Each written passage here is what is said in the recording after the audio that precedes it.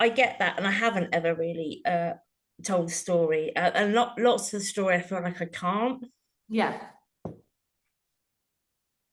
And like with personal branding stuff, you don't have to like share every minute detail, but I think No, even like you said now, that's whole story and whole journey and how you've got from here to here to here. Because when I was listening to it, I was like, okay, where does this go? If you've started in social work, like how are you now in art? Like where does that all come from? Where does that stem from? Like yeah, have to like give the nitty gritty, but it's going to be um your why or like your core values, which will like deep root on everything, and you don't need to share like minute details. no.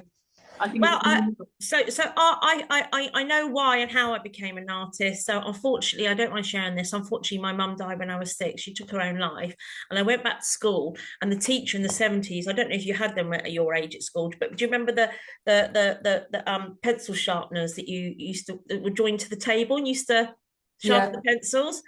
Everybody wanted to use that for the teacher, didn't they?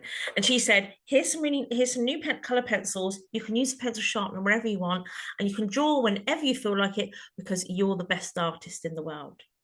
That was the moment I became an artist. Okay. So that's the beginning. I can see it. I can't even tell you her name. I can remember her knees and her tan tights and her shoes and her smell, but I can't tell you her name. But yeah, she was the reason I became an artist. Well, she was a consequence of why I became an artist. But yeah, there's a yeah. But Yeah. I feel like I like mentoring people. I like teaching people art. I like doing art. But I feel like also I love, whether that's, teaching some kids with a can who have been, recommended because by the police, or whether that's doing a bit of, a bit of teaching, a bit of mentoring St. Martin's. I like that people interaction, but my energies are too scattered, Yeah. and they really are scattered. So I think I'd like that learning to be more contained, whether that is an online course or whether that is a, or a book or an ebook. People pick my brains all the time and going, I realized a couple of years ago, can I come for a coffee? Can you teach me how you became an artist? Can you teach me how to do that?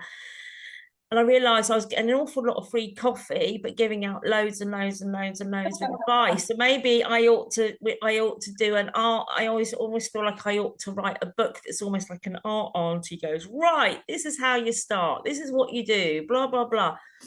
Um, and then teach loads of pretty pictures on people's walls. And then I can do all my other lovely art as I get older. I feel like this is the next phase, especially in menopause as well. I'm 55. I'm running around like a loon. And I'm like Jen, I get excited by shiny things. I start something and I go, that looks twinkly. And I do. Sorry, Jen, you do, but yeah, you just said that, didn't you? I used to identify as doing that, but I don't identify as Harry. You don't identify as getting. I know that I go, all I got to do is see something and go, right, that's, I see a sewing video and go, right, that's